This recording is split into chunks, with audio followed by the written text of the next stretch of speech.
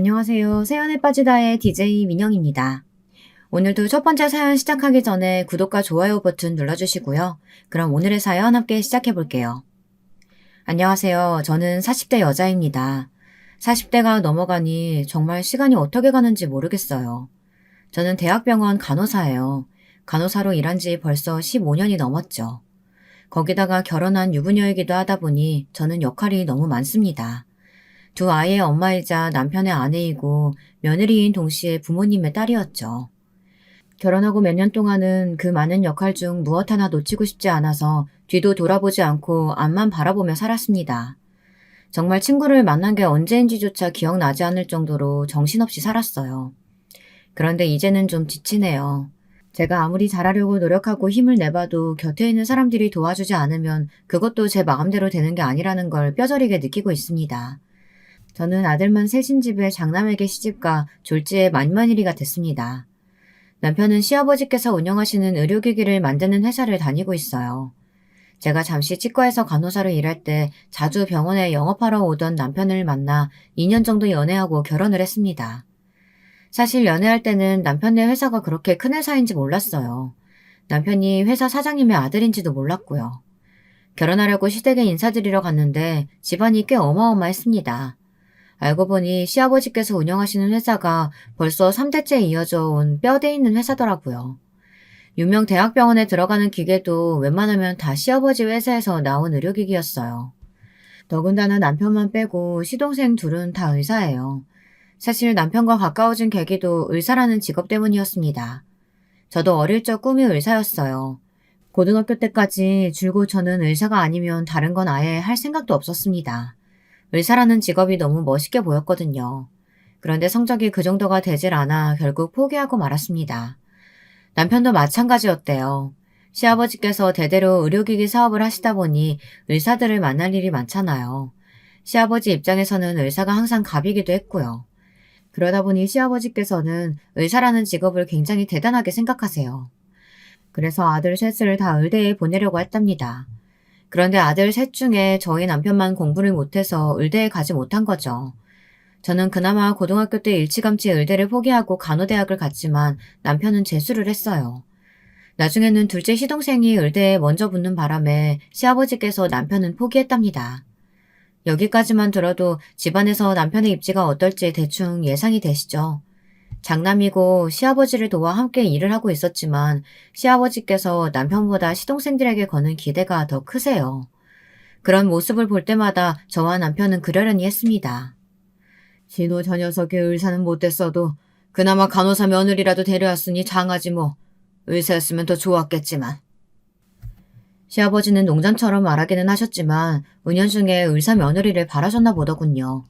그래도 제가 간호사라는 말을 듣고는 바로 결혼을 허락하셨어요. 같은 의료계 식구라나 뭐라나 하시면서요.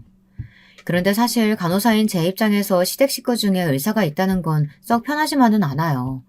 어쨌든 병원 내에서 제가 의사들의 지시를 받고 움직이는 사람이니까요.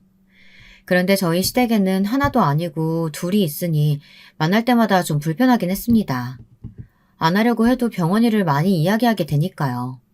그래도 시동생들은 둘 다 페이닥터로 개인 병원에서 일하고 있어서 저와 부딪힐 일은 없을 것 같아 다행이다 싶었습니다. 그런데 문제는 제가 결혼한 이후 벌어졌습니다. 시동생 둘이 제가 결혼한 뒤 몇 년 사이에 결혼을 했는데 하필이면 둘 다 의사와 결혼을 한 거예요. 그것도 둘째 동서는 저와 같은 대학병원에 근무하고 있는 의사였습니다. 같은 과는 아니었지만 병원에서 몇 번 본 적이 있는 사이였어요. 운명의 장난이었습니다. 동서 둘이 다 의사라니요. 저는 병원을 옮겨야 하나 말아야 하나 고민이 될 정도로 힘들었습니다. 시동생들의 결혼은 저에게만 고난이었지 시댁에는 경사였습니다. 시아버지께서 그렇게 좋아하시는 의사 며느리를 둘이나 보신 거니까요. 시아버지는 동서들만 보고 있으면 밥을 안 먹어도 배가 부르다고 하셨어요. 저는 자연스럽게 관심 받게 되어버렸죠. 신경 쓰지 않으려고 해도 신경이 쓰였어요. 그럴 수밖에 없는 게 제가 느끼기에 시부모님께서 며느리들을 대하시는 게 너무 달랐거든요. 며느리가 셋이나 있었지만 동서들은 가만 보면 무슨 대단한 손님 같았어요. 같은 며느리인데도 저와는 여러 면의 대우가 달랐습니다. 가족 행사가 있어서 시댁에 모이기라도 하면 시아버지는 동서들을 주방에 들어가지도 못하게 했습니다. 저는 당연히 주방에서 시어머니를 도와 일을 하는데 동서들에게는 자꾸만 방에 들어가서 쉬라고 하셨어요. 병원에서 하루 종일 힘들게 수술하고 온 애들을 뭐하러 불렀어? 저 귀한 손으로 주방에서 일이라도 하다가 다치기라도 하면 어떡해? 그건 우리가 죄 지는 거야. 아이고, 며느리 사랑은 시아버지라다니만 유나는. 그래 뭐 할 것도 없는데 너희는 들어가서 쉬어라. 나랑 우리 큰며느리가 하면 되지 뭐. 이게 은근 서운합니다. 며느리로서 시댁일을 돕는 거야 저도 할 수 있습니다. 그런데 제가 맏며느리라 당연히 시어머니를 도와야 한다고 하시는 건지, 그게 아니면 저는 의사가 아니니까 저만 일을 하라시는 건지 괜히 혼자 마음속으로 자꾸만 곱씹게 됐습니다. 저도 의사였으면 동서들과 똑같이 대우해 주셨을까 싶기도 하고요. 더 짜증이 나는 건 동서들의 태도입니다. 한 달에 한 번도 시댁 행사에 올까 말까 하는데 가끔 와서 손 하나 까딱을 안 해요. 아무리 시아버지가 아무것도 하지 말고 앉아있으라고 해도 그렇지 저와 남편이 시어머니를 돕고 있는데도 꼼짝을 안 합니다. 다 큰 성인들이 식사 준비나 뒷정리 정도는 당연히 함께 해야 하는 거 아닌가요? 제가 시어머니와 함께 음식을 다 준비해 놓으면 동서들은 앉아서 먹기 바빴어요. 식사가 끝나도 치울 생각은 조금도 하지 않았죠. 상 차리는 건 나랑 남편이 했으니까 상 치우는 건 둘째네랑 막내가 같이 좀 해줘. 그러는 꼴이 너무 보기 싫어서 저는 대놓고 둘째 동서와 막내 동서에게 일을 시켰습니다. 시동생들한테도 같이 주방에 들어가서 하라고 했어요. 여럿이서 하면 금방 끝날 일이라고요. 형님, 아버님이 병원 일이 궁금한 게 많으시다고 식사 끝나면 차 마시면서 담소 나누자고 하셨어요. 저희는 바빠서 아버님 많이 뵙지도 못하는데 온 김에 이야기도 좀 나누고 해야죠. 설거지 하는데 얼마나 걸린다고 그래. 후다닥 빨리 하고 과일 먹으면서 다 같이 담소 나누면 되지. 됐다 됐어. 저거 얼마나 된다고. 그냥 내가 하면 된다. 다들 앉아서 쉬어라. 제가 대놓고 말해도 동서들은 아주 요리조리 잘 빠져나갔어요. 거기다가 시어머니도 제게는 이거 해라 저거 해라 잘만 하시면서 동서들에게는 아예 시키지도 않으셨습니다. 저는 시어머니를 따라 주방에 들어가 왜 동서들한테는 아무것도 안 시키냐고 툴툴거렸어요. 시어머니는 저더러 혼자 일하게 해서 억울하냐고 하셨어요. 그래서 제가 너무 억울하다고 했습니다. 시어머니도 의사 며느리들은 불편하시대요. 시아버지가 하도 감싸서 뭘 시키기도 어렵고 본인들도 저렇게 앉아서 대접받으려고만 하는데 꼭 못돼 먹은 시어머니처럼 일 시키는 것도 싫다고요. 저는 살갑고 말도 잘 통하니 저와 함께 있는 게 편하시답니다. 저도 다 압니다. 편하다는 건 시어머니도 제가 만만해서라는 걸요. 하지만 어쩌겠어요. 저도 괜히 의사 동서들 틈에 껴서 시아버지에게 차별당하느니 그냥 주방에서 일하는 게 마음이 편했습니다. 근데 그것도 한두 번이지 이게 반복되다 보니 서운할 정도로 끝나지 않더라고요. 저희 시댁은 1년에 4번 제사를 지내요. 명절에도 온 가족이 다 모여서 크게 제사를 모십니다. 저는 결혼하고 시댁 행사에 한 번도 빠진 적이 없어요. 절대 빠질 수 있는 분위기가 아니었거든요. 제사하기 딱 일주일 전에 시아버지에게 연락이 옵니다. 며칠 몇 시부터 집안 여자들이 다 모여서 음식 준비해서 제사를 모셔야 하니 그날은 꼭 시간을 빼놓으라고요. 저는 대학병원에서 3교대를 하다 보니 시간을 맞추기 여간 힘든 게 아니었어요. 하지만 어쩔 수 없었습니다. 저는 자는 시간도 포기하고 시댁 행사에 참석했어요. 제삿날 저희 시댁뿐만이 아니라 시아버지의 형제분들 사촌의 육촌까지 모여 다 함께 제사를 모시거든요. 제사를 지내기 하루 전날 밤부터 전이며 음식을 준비하는데 같은 자세로 앉아서 계속 음식을 하다 보면 큰집 며느리 작은집 며느리 다들 불려와 함께 음식을 만들었어요. 집안의 장남들은 계속해서 손님들을 맞이하죠. 누구 하나 일이 생겨 빠지는 날이면 어른들께서 아주 호통을 치셨습니다. 이래서 조상님 덕을 보겠냐면서요. 저는 결혼한 지 한창 됐는데도 아직도 이런 집안이 있다는 게 믿기지 않아요. 저도 대학에 들어가기 전까지는 시골에 살았었는데도 시골에서도 본 적이 없는 분위기였어요. 처음엔 저도 놀랐습니다. 서울 사람들도 이렇게 힘들게 제사를 지내고 집안에 행사가 많은 줄은 몰랐거든요. 그런데 동서들은 예외였습니다. 둘째 동서가 생기고 나서 당연히 저는 동서도 함께 오는 줄 알았어요. 하지만 시아버지께서 아예 부르질 않으셨더군요. 제사 때 시고모 할머니께서 이 집 둘째 며느리는 왜 안 왔냐고 묻는데도 시아버지는 손사래를 치셨습니다. 아이고 우리 교수님이 얼마나 바쁜데요. 제사가 아무리 중요해도 사람 살리는 일하는 의사 선생님한테 전이나 붙이라고 하면 어떻게 해요. 이 집은 큰며느리도 병원에서 일한다고 하지 않았어? 왜 큰며느리랑 둘째 며느리 차별해? 큰며느리도 병원 빠지고 왔으면 둘째 며느리도 와야지. 고모님도 참 모르는 소리 하시네요. 간호사랑 의사랑은 엄연히 다르죠. 간호사야 대체할 수 있는 사람이 병원에 몇백 명이야 있지만 교수는 몇 명 안 되잖아요. 순간 주방에 있던 사람들이 모두 다 고요해지면서 다들 제 눈치를 보는데도 시아버지는 혼자 웃고 있었습니다. 시어머니는 제 손을 꼭 잡아주시면서 너무 서운해하지 말라고 하셨어요. 원래 저 정도밖에 안 되는 사람이라고 하시면서요. 시아버지가 형제들 다 있는 데서 남편을 시동생들과 차별하는 모습을 본 적이 있어요. 회사 일 이야기를 하면서 그 머리로 공부를 했으니 의대에 갈 턱이 있냐부터 시작해서 아버지가 다 떠먹여주는데도 못 처먹냐 하는 소리까지 하고는 하셨습니다. 그런 모습을 볼 때마다 언젠가 저도 동서들과 비슷한 상황이 생길 수도 있겠다 예상하지 않았던 건 아니에요.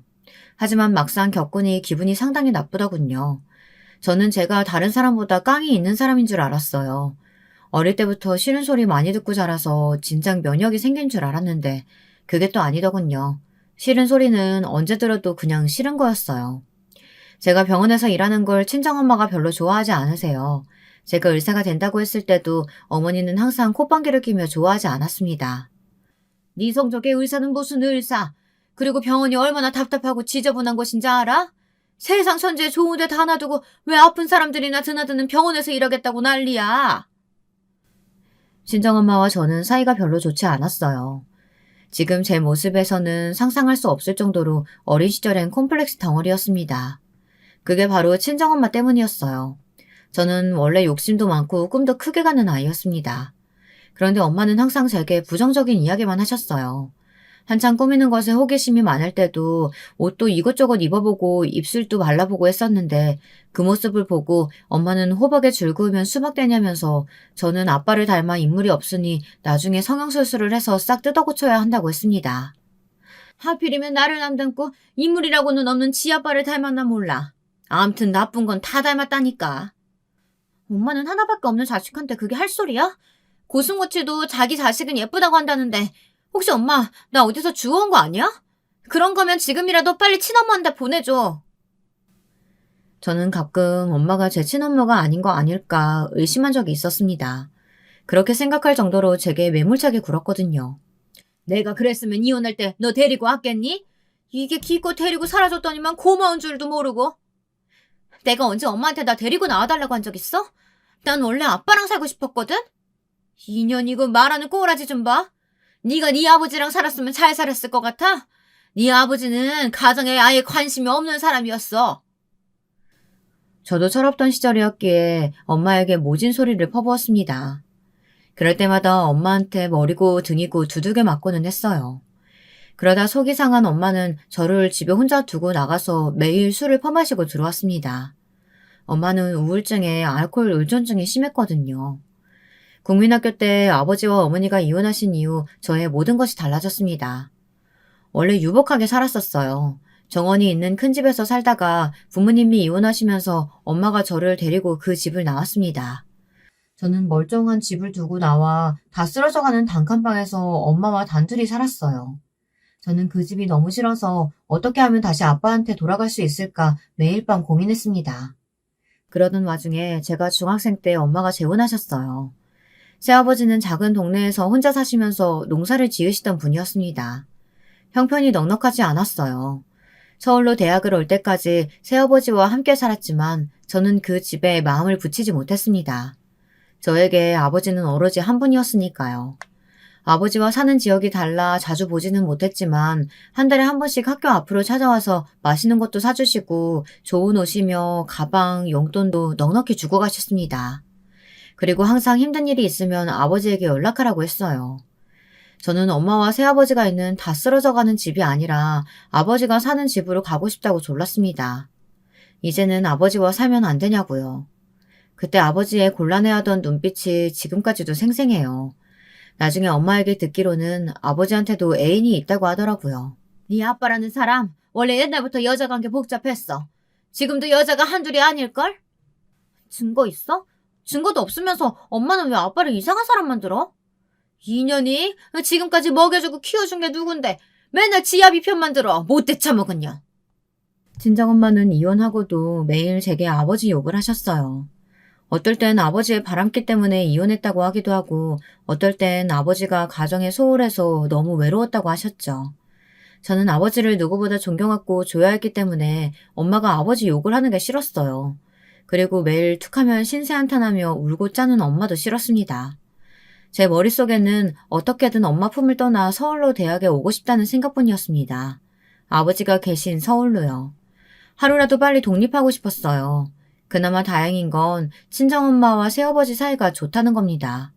새아버지는 엄마의 이상한 성격을 다 받아주시는 너그러운 분이셨거든요. 그런데도 저는 그 집에 함께 있는 게 전혀 행복하지 않았어요. 저만 이방인 같았습니다. 지금도 마찬가지입니다. 시댁에 가면 저는 항상 어디에도 끼지 못하고 이방인이 된 것 같아요. 막내 동서까지 들어오고 나서는 더 심해졌죠. 동서 둘은 같은 의사라는 거 말고도 공통점이 많았어요. 왜 그런 애들 있잖아요. 어릴 때부터 부모님 품에서 부족한 거 없이 자라 오로지 자기 자신밖에 모르는 애들이요. 동서 둘은 어릴 때부터 부유한 집안에서 자란 공주님들이더라고요. 그래서 그런지 아직도 조선시대처럼 계급이 나눠져 있기라도 한 것처럼 조건으로 사람을 나눠 자기 멋대로 판단하고 무시했어요. 동서들은 자기들은 의사고 저와 남편은 의사가 아니라는 것만으로도 자꾸만 선을 긋고 무시했습니다. 한 번은 그런 적이 있었습니다. 저희 아이가 영어 말하기 대회에서 상을 받은 적이 있어요. 규모가 있는 대회였는데 3위로 입상을 했습니다. 마침 시아버지 생신이라 식구들이 다 같이 모여 있었는데 그 소식을 들으시고 시부모님은 제 아들에게 너무 장하다고 용돈도 주셨어요. 역시 우리 집안 장손이네. 우리 장손도 작은 아빠들 따라서 의대 가면 되겠다. 아버지는 아들들 의사 만든 거는 부족해서 이제는 손주한테까지 그러세요. 시아버지께서 기분이 좋아서 하시는 이야기시니 저희 부부도 농담 삼아 즐겁게 생각했습니다. 그런데 좋은 분위기를 동서들이 망치려고 작정을 했더군요. 에이, 의대는 뭐 아무나 가나요? 공부는 무조건 유전이에요. 어릴 때야 좋은 학원 다니고 좋은 선생님 만나면 대충 따라가는 것처럼 보이지만 진짜는 고등학교 들어가 봐야 안다니까요. 맞아요. 공부는 무조건 유전이더라고요. 형님이랑 아주버님 닮았으면 의대는 힘들 텐데. 괜히 되지도 않은 거 어릴 때부터 헛바람 넣지 말고 자기 주제에 맞는 일 할 수 있게 일찌감치 밀어주는 게 훨씬 낫다니까요. 시동생들이 동서들에게 농담이라도 무슨 그런 소리를 하냐고 동서들에게 다들 한마디씩 했지만 동서들은 아랑곳하지 않았습니다. 오히려 뭐가 그렇게 신이 나는지 희희낙낙 거렸어요. 순간 저도 모르게 욱하더군요. 조카가 상을 받는다는데 그냥 웃고 넘어가면 될 일을 굳이 기분 나쁜 소리를 왜 하는 건지 모르겠더라고요. 저도 그날은 그냥 넘어갈 수 없었습니다. 평소 어떤 식으로 대했든 간에 제 자식한테까지 재수없게 구는 꼴은 못 봐주겠더라고요. 원래 자식은 다 부모 닮는 거지 뭐. 근데 막내 동서랑 막내 서방님은 둘 다 쌍꺼풀이 엄청 진한데 우리 귀여운 조카만 쌍꺼풀이 없네? 이상하다. 누굴 닮아서 이런 거지? 막내 동서 눈은 누가 봐도 성형수술을 한 눈이에요. 수술이 좀 잘못돼서 항상 누구한테 맞은 것처럼 부어있고 눈을 감으면 바늘선이 다 보이거든요. 저는 일부러 그랬습니다. 동서가 너무 얄미워서요. 그랬더니만 막내 동서는 입을 꾹 다물어 버리더군요. 오히려 꼴에 또 같은 편이라고 둘째 동서가 막내 동서 편을 들었어요. 아직 갓난애기인데 쌍꺼풀 생길지 안 생길지는 모르죠. 형님은 왜 아기 얼굴 가지고 그러세요? 누가 봐도 동서 판박이구만. 그래, 우리 공주님도 나중에 똑같이 수술해주면 되지 뭐. 둘째 동서가 편을 든다고 했지만 시어머니가 제 편을 들어주셔서 빨개진 막내 동서의 얼굴은 식을 줄을 몰랐습니다. 수술 이야기에 시동생들까지 다들 박장대소를 했거든요. 대충 농담을 주고받는 분위기로 잘 마무리되기는 했지만 집에 돌아오는 길에 남편은 저를 걱정했어요. 동서 둘이 쿵짝이 맞아 편먹고 괴롭히니 힘들지 않느냐고요. 물론 기분이 좋진 않죠. 하지만 철없는 애들이 하는 장단에 놀아나고 싶지는 않았습니다. 제가 잘못한 것도 없는데 괜히 동서들한테 지고 싶지는 않았거든요.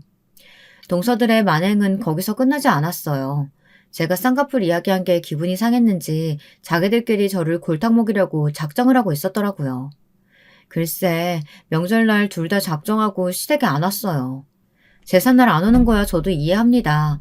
며느리한테 시댁 제사가 의무인 것도 아닌데 오고 말고는 각자 알아서 할 수 있는 거니까요. 하지만 명절은 달랐습니다. 저희 시댁은 설 명절에 일이 무진장 많아요. 유부 선배님들이야 벌써 제사 규모만 보고도 아셨겠지만 명절날 시댁으로 식사할 때마다 오시는 손님이 셀 수 없이 많습니다. 만두를 몇백 개씩 빚는 것부터 시작해서 음식을 거의 20가지 정도를 시어머니가 직접 다 하세요. 시집 온 첫날부터 저는 몸살이 났었어요. 그 전까지 3교대 간호사 생활을 하면서도 흔한 감기 한 번 안 걸린 제가 명절 한 번에 몸살이 났으니 보통 일이 아닌 거죠. 시어머니는 제가 시집 오기 전까지 이 큰일을 항상 혼자 해오셨으니 정말 대단했습니다. 너는 장남이라는 놈이 손님들 오시는데 주방에서 뭐 하는 거야? 당장 나와서 술도 따르고 심부름도 해야지. 재수 씨들이 둘 다 안 와서 일이 너무 많아요. 올해 손님 맞이는 아버지가 다 알아서 하세요. 저는 우리 아내 또 아플까봐 걱정돼서 도저히 안 되겠어요. 지 엄마 고생할 때는 아는 척도 안 하더니만 지 마누라 고생시킬까봐 앞치마 다 메고 오래 살고 볼 일이다. 그러니까 재수 씨랑 애들한테 빨리 연락해서 오라고 하세요. 명색이 장가가고 시집 왔으면 명절날 어린데 뵈러 오는 게 당연하지. 어떻게 이렇게 코빼기도 안 보여요? 아무리 바쁘고 일이 많아도 남편은 이건 아니다 싶었는지 처음으로 화를 냈습니다. 그런데 그런 남편에게 시아버지가 오히려 더 화를 냈어요. 네 동생들이랑 재수씨들이 보통 사람들이랑 같냐? 큰일하는 사람들이 집안일까지 어떻게 신경 써? 그런 일은 너희가 알아서 하면 되지. 시아버지 말에 한마디 더 하려고 나서려는 남편을 제가 말렸습니다. 저희가 백날 말해봐야 소용없다는 걸 너무 잘 아니까요. 사실 저도 동서들이 들어오면 좀 나아질 줄 알았어요. 시아버지가 저는 몰라도 의사 며느리들 눈치는 보시니 동서들도 힘들다고 하면 시아버지가 좀 고집을 꺾으실 줄 알았거든요. 그런데 이게 웬걸 고집이 꺾이기는커녕 동서들은 둘 다 아예 오지를 않았습니다. 명절날 근무해야 한다는 말도 안 되는 핑계를 대면서요. 물론 명절에도 대학병원은 열기는 해요. 당직 선생님들과 간호사들도 교대를 근무합니다. 하지만 그래봐야 하루, 길어봐야 이틀이에요. 절대 명절 내내 근무하지는 않습니다. 더군다나 교수들은 거의 나오질 않아요. 병원에서는 3교대하는 간호사가 제일 바쁩니다. 저도 명절마다 병원에 눈치가 보이지만 그래도 시댁에 오는 날은 최대한 맞추려고 노력해요. 동서들이 일부러 시댁에 오지 않은 거라는 확신이 들자 저는 모든 게 다 억울해지기 시작했습니다. 만두를 빚다가도 전을 부치다가도 명색이 며느리가 셋인데 왜 저만 와서 이 고생을 하고 있나 짜증이 나더라고요. 어머님 아버님도 너무 하시는 거 아니야? 의사만 아들 며느리고 우리는 아무렇게나 부려먹어도 되는 무술이냐고. 이런 식이면 나도 추석부터는 그냥 근무할 거야. 저는 쌓인 화를 애꿎은 남편에게 풀었습니다. 그래도 화가 풀리지를 않더군요. 시동생들과 동서들은 거짓말을 한 게 맞았어요. 제가 병원에 전화해서 알아보니 둘째 동서도 명절엔 출근을 안 했다고 하더군요. 진실을 알게 된 남편은 저보다 더 화를 냈어요. 엄연히 자기가 한 집안의 장남인데 귀강을 너무 안 잡았다면서 이대로 두고만 보고 있지 않겠답니다. 그러더니만 갑자기 시동생들에게 전화를 걸었어요. 그리고 소리쳤습니다.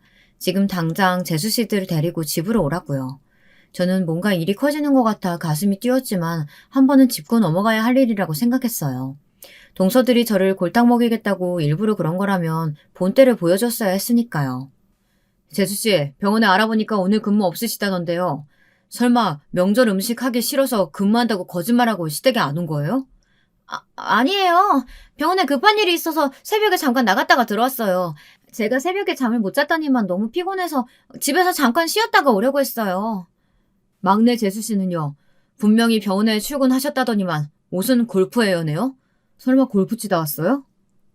저희 병원 원장님께서 치러 가자고 하셔서 어쩔 수 없이 다녀온 거예요.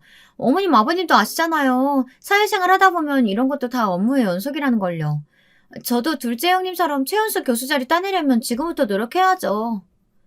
동서들은 아주 미꾸라지처럼 요리조리 피해갔습니다. 시아버지와 의사 며느리들이 뭘 하든 상관없는 눈치였지만 시어머니는 좀 달랐습니다.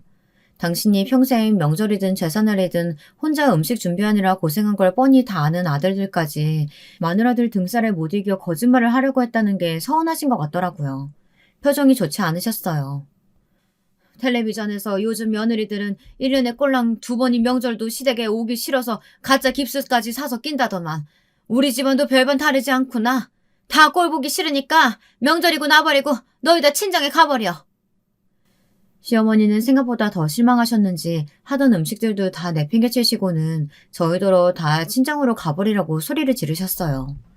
쾅 소리가 날 정도로 문을 세게 닫고 방에 들어가 버리셨습니다. 그런데 괜한 불똥이 남편에게 튀었습니다. 시아버지는 명절날 사달이 난 게 다 남편 탓이라네요. 내가 너 때문에 못 살겠다. 바쁜 의사 동생들 구기 잡는 것도 모자라서 의사 재수씨들까지 불러가지고 손윗사람 노릇하는 거냐? 너는 팔자 편하게 내 밑에서만 일해봐서 다른 일은 아예 몰라서 그래. 어디 병원 일이 쉬운 줄 알아? 힘들게 일하고 명절 때 좀 쉴 수도 있지. 왜 괜히 분란을 들어? 아버지가 이렇게 이해심이 넘치는 줄은 몰랐네요. 그럼 공평하게 해야죠. 왜 매번 제 아내만 불러가지고 고생시키는데요? 자꾸 이런 식으로 자식 차별하시면 저희도 제사고 명절이고 안 올 거예요. 동서들이 잘못한 걸 괜히 욕은 저희 부부가 먹고 남편과 시아버지는 심하게 다퉜습니다. 안 그래도 시아버지가 남편과 시동생들을 차별하시는데 그날 이후 시아버지에게 남편은 미운 털이 아주 단단히 박혔죠. 저와 남편의 존재감이 더 떨어졌습니다. 시아버지는 매번 남편이 하는 일이라면 뭐든 탐탁지 않아 하셨어요. 그러다 보니 동서들의 거만은 하늘을 찔렀습니다. 그러던 어느 날이었어요. 시아버지 회사에 큰 행사가 있었습니다. 새로운 의료기기를 홍보하는 행사였는데요. 병원 사람들이 참석하는 자리다 보니 시아버지는 의사 아들들과 며느리들을 모두 다 대동하고 행사장에 가셨어요. 당연히 저와 남편도 참석했지만 위치가 달랐습니다. 남편은 회사 직원들과 함께 행사 준비하느라 정신없이 바빴어요. 저는 어디에 껴야 할지 몰라 행사장만 어슬렁거리고 있었습니다. 그러던 중 동서들이 앉아 다가를 즐기고 있는 모습을 발견했어요. 저는 동서들이 있는 테이블로 갔습니다. 사이가 어떻든 저도 한 가족인데 같이 있을 수 있으니까요. 그런데 제가 너무 많은 걸 바랬나 봅니다. 제가 자리에 앉자마자 갑자기 동서 둘이 영어로 대화하기 시작했어요. 저는 순간 미간이 구겨질 정도로 기분이 나빴습니다. 제가 앉기 전까지 둘이 시시덕거리고 있는 걸 분명히 봤는데 제가 앉자마자 진지하게 영어로 대화하다니요. 충분히 고의적이라고 생각할 수밖에 없었습니다. 저는 기분이 나빠도 한번 참고 먼저 대화를 시도했어요. 무슨 이야기들을 그렇게 진지하게 하냐고요. 어머, 형님은 못 알아들으셨겠구나? 저희가 배려심이 부족했어요.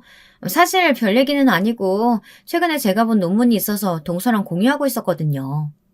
형님이랑 이야기하다 보면 항상 느끼는 거지만 정말 존경스러워요. 최연소로 교수 되신 것도 대단하신데 항상 이렇게 연구하고 공부하시는 모습 너무 멋있다니까요. 집안에 이렇게 대단한 분이 있다는 게 얼마나 자랑스러운지 몰라요. 저도 꼭 형님처럼 되고 싶어요.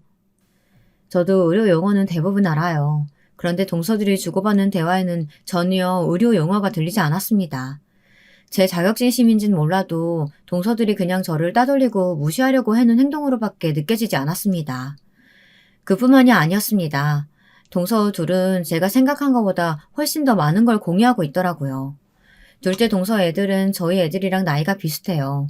그런데 저에게는 한 번도 학원이나 과외 같은 교육 문제에 대해 상의하거나 공유한 적이 없었어요.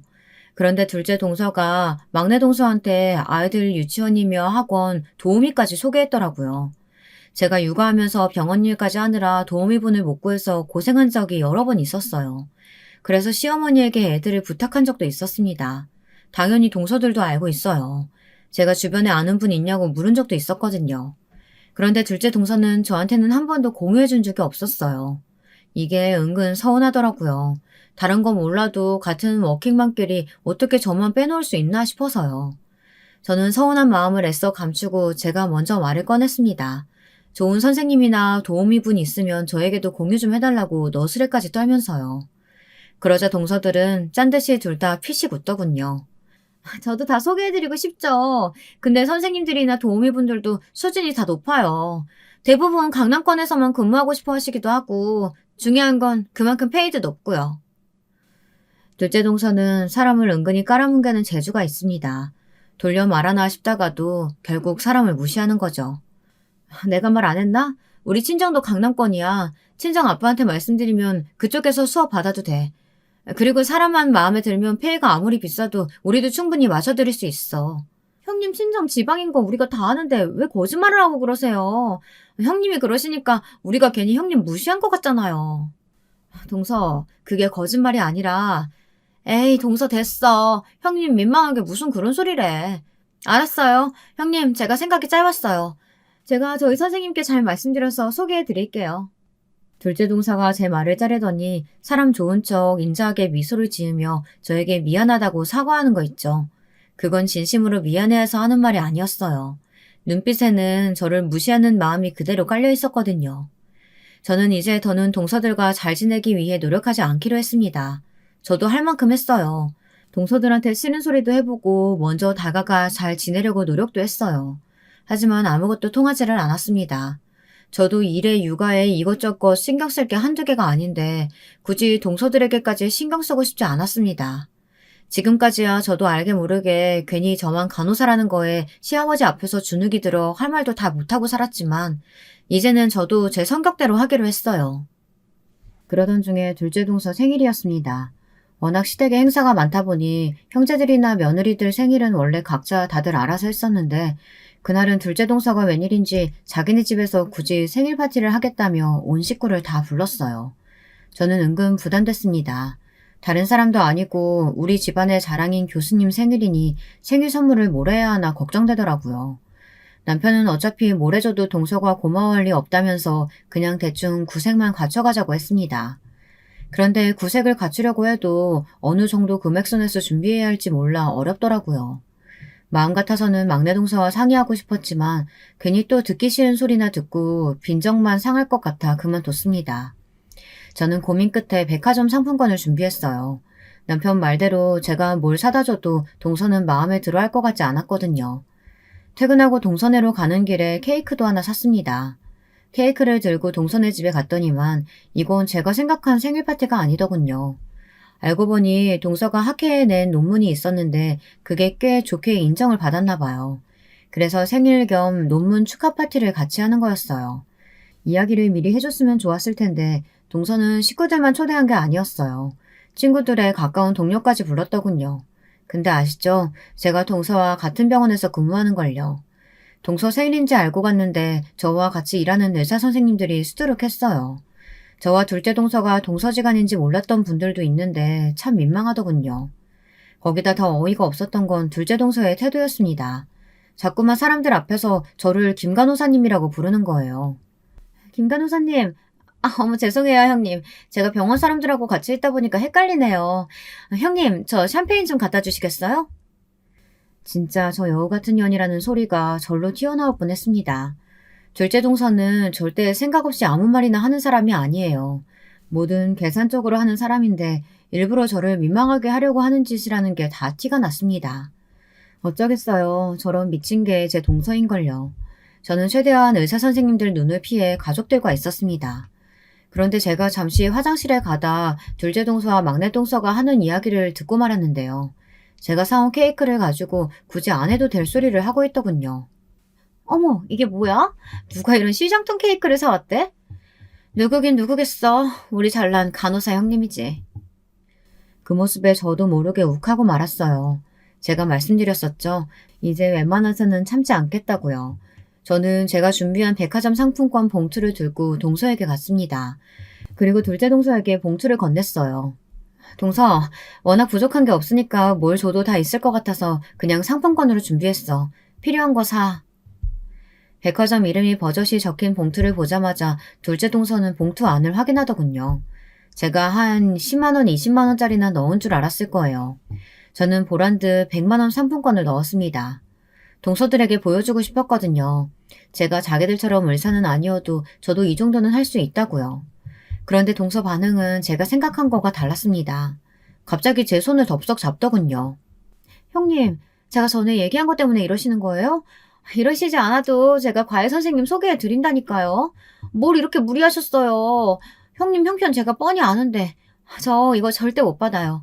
형님은 저한테 딱 이 케이크만 주셔도 충분해요. 저 케이크만 받을게요. 둘째 동서는 순식간에 저를 이상한 사람으로 만들었습니다. 제가 쥐뿔도 없으면서 오기로 동서에게 상품권을 선물한 사람처럼요. 동서는 제 손에 상품권을 쥐어주더니 케이크 박스를 들고 갔습니다. 순간 주변에 있던 사람들이 저희를 보며 수군거렸어요. 저는 어이가 없어서 주방으로 들어가는 둘째 동서를 따라 들어갔습니다. 그런데 주방으로 따라 들어가지 않았으면 큰일 날 뻔했어요. 글쎄 동서가 케이크를 박스채 쓰레기통에 버리더라고요. 저는 순간 꼭지가 돌아버렸습니다. 제 생에 그 정도로 화가 난 건 처음이었어요. 저는 저도 모르게 미친 듯 달려가 동서를 벽으로 밀어버렸습니다. 도대체 무슨 짓을 하는 거냐고 소리를 지르면서요. 동서, 머리가 좀 어떻게 된 거 아니야? 아무리 사람이 못돼 먹어도 그렇지 어떻게 내가 사온 걸 그대로 버릴 수가 있어? 그러게 이딴 케이크를 누가 먹는다고 사와요? 난 호텔 케이크 아니면 입에도 안 되거든요? 정말 답이 없는 연이었습니다. 이제는 상종도 할 필요가 없었어요. 그 순간 소란스러운 소리를 듣고 시아버지가 들어오셨어요. 시아버지는 상황 설명을 듣지도 않고 무조건 둘째 동서 편부터 들었습니다. 기분 좋은 날 윗사람이 돼서 동서한테 왜 소리를 지르냐고요. 저는 그게 아니라고 설명하려고 하는데도 둘째 동서가 또 말을 잘랐습니다. 저는 정말 형님이 걱정돼서 한 이야기였는데 형님은 제가 사람들 앞에서 일부러 쪽팔리게 하려고 했다고 오해하시고는 사온 케이크를 쓰레기통에 버려버리신 거 있죠? 뭐야? 그네 너는 내가 잘못 봐도 한참 잘못 봤구나. 손윗 사람이 본보기를 보이지는 못할 망정 아랫사람을 괴롭혀? 아버님, 그런 게 아니고요. 케이크는 제가 아니라 동서가 버렸어요. 이딴 케이크 안 먹는다고 쓰레기통에 버렸다고요. 됐다. 내가 살다 며느리들끼리 서로 헐뜯고 싸우는 꼴이나 보고. 이래서 윗사람이 잘 들어야 하는 건데 수준이 안 맞으니 매일 분란이 나는구나. 시아버지는 자기 할 말만 하시고 주방을 나가버리셨습니다. 저는 정말 울컥해서 눈물이 펑펑 쏟아졌어요. 그날 저는 능력 있는 동서를 시샘해서 동서한테 형님 노릇이나 하는 이상한 여자가 되어 있었습니다. 물론 남편은 사실이 아니라는 걸 아니 밤새 저를 위로해줬죠. 제가 밤새 울며 불며 하소연하자 남편은 이대로 시댁과 인연을 끊겠다고까지 했어요. 자기도 지긋지긋하다고요. 하지만 그게 어떻게 되겠어요. 남편은 평생 시아버지 회사에서 일한 사람인데 시댁이랑 인연을 끊으면 지금 당장 일자리를 잃을 거예요. 남편은 다른 직장을 알아보겠다고 했지만 저는 마음이 편하지 않았습니다. 나중에는 이게 다 괜히 제가 동서들을 견제해서 문제가 불거진 건 아닌가 싶기까지 하더군요. 그러던 와중에 시어머니 칠순잔치 날이 되었어요. 둘째 동서 생일 이후에 처음 있는 시댁 행사라 저는 가기 망설여졌습니다. 그래서 일핑계 대고 가지 말까 고민했지만 그래도 시어머니의 칠순인데 거짓말까지 하고 참석하지 않은 건 예의가 아니라는 생각이 들었습니다. 저는 일단 부딪혀보기로 했어요. 남편은 애들 데리고 먼저 식당에 가있겠다고 해서 저는 교대 근무가 끝나는 대로 바로 식당으로 갔습니다. 주차장을 찾아 들어가는데 식당이 한눈에 봐도 고급스러워 보이더군요. 평소 미식가라 고급 재료를 사용하는 맛집이라고 하면 안 가본 데가 없는 둘째 동서가 예약했으니 어련한가 싶었습니다. 식당 입구 쪽에 동서들 차가 나란히 보이길래 저도 빈자리에 주차하려고 들어갔어요.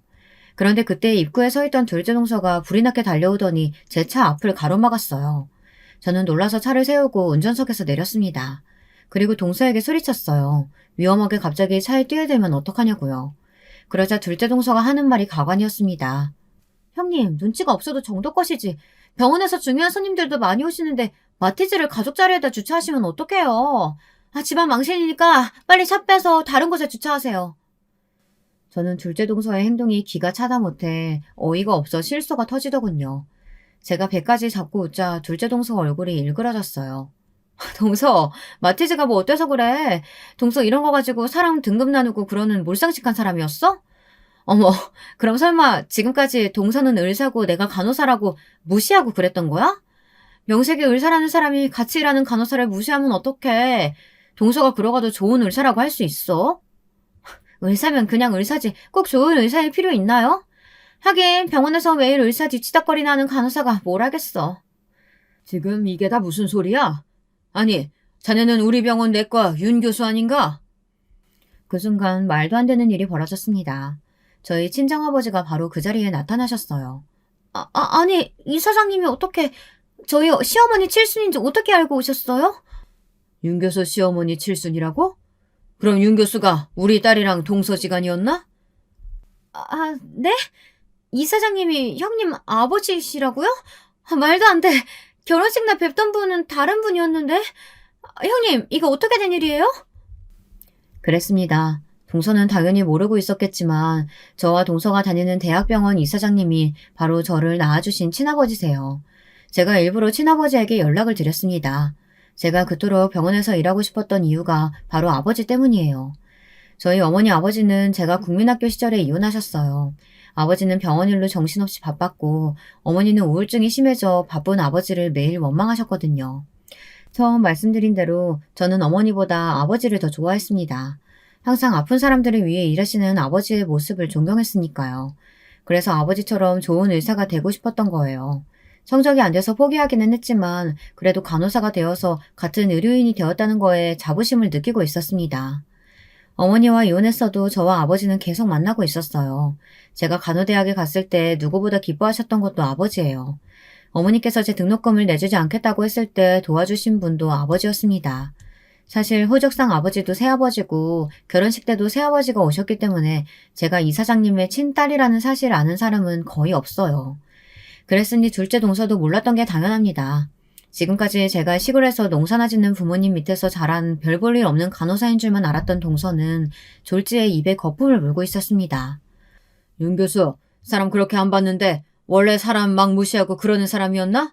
동서지간이기 전에 어쨌든 같은 병원에서 근무하는 간호사 선생님인데 어떻게 이렇게 무례하게 굴 수가 있어? 자네한테 정말 실망했네. 아버지는 그대로 혀를 끌끌 차며 식당 안으로 들어가셨습니다. 둘째 동서는 아버지에게 애써 변명하려고 따라가려다가 도저히 안 되겠는지 저에게로 달려왔습니다. 그러더니만 한다는 말이 꼴 같지 않더군요. 형님, 제 마음 아시죠? 제가 형님이랑 친하게 지내고 싶어서 장난친 거잖아요. 아휴, 이사장님이 오해하셨나 보다. 오해 같은 소리 하고 있네. 동서 진짜 여우 같은 건 내가 진작 알고 있었는데 내가 이사장님 딸인 거 알자마자 이렇게 180도 달라질 줄은 몰랐네. 형님, 뭐 하시는 거예요?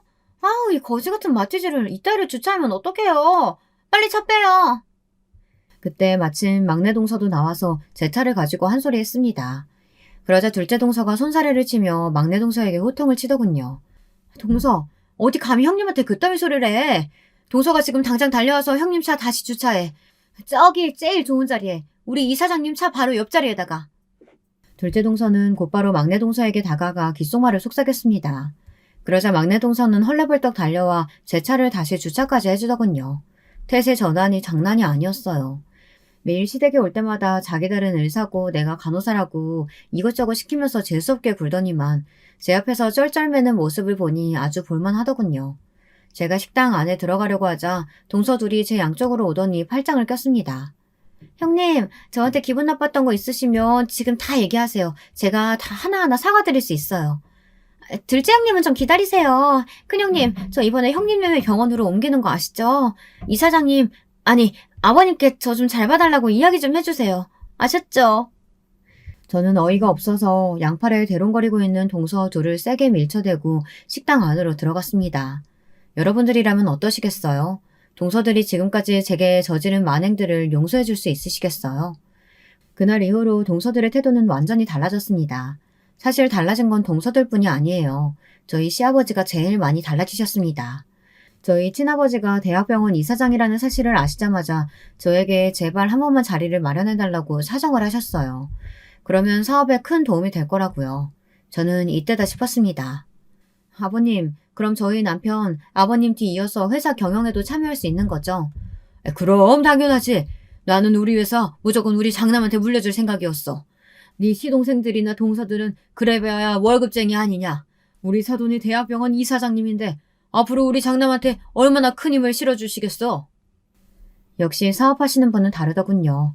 뭐가 당신에게 이익인지 바로 파악을 하셨어요. 이럴 줄 알았으면 진작 아버지를 만나게 해드릴 걸 그랬더군요. 그날 이후 저의 시댁생활은 아주 평화로워요. 동서들은 병원에서도 저만 보면 달라붙어서 온갖 야양을 다 떱니다. 시댁에서도 마찬가지고요. 명절이고 제삿날이고 항상 저보다 먼저 와서 알아서들 음식 준비를 한다니까요. 동서들은 언제 또 돌변해서 저를 가지고 놀지는 모르겠지만 지금은 마냥 이 순간을 즐겨보려고요.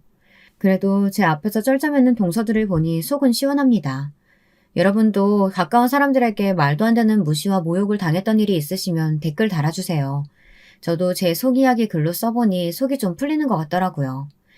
지금까지 저의 긴긴 이야기 들어주셔서 감사합니다. 여러분, 두 번째 사연 시작하기 전에 좋아요와 구독 꼭 눌러주실 거죠? 그럼 두 번째 사연 바로 시작합니다. 저란 존재가 어떤 집안에서 태어났는가 하면 말 그대로 찢어지게 가난한 집구석에서 태어나 자라왔습니다. 사회복지 시스템이 지금에 비할 바 못될 만큼 열악하였던 시절이었죠.